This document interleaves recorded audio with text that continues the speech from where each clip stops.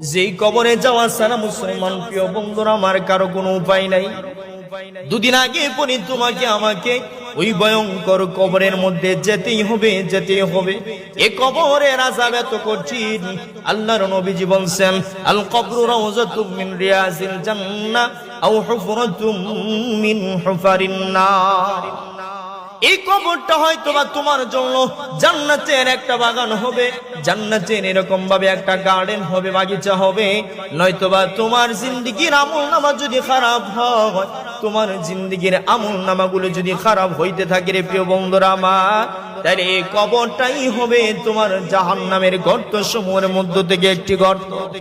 আল্লাহর নবীজি বলেন, ওই নাফরমান বান্দা বান্দিটাকে যখন কবরের ভিতরে রাখা হয়, আত্মীয় স্বজন 40 কদম মাত্র যাইতে দেরি হয়, এমন সময় দুইজন অত্যন্ত ভয়ঙ্কর আকারের, ভয়ঙ্কর আকৃতি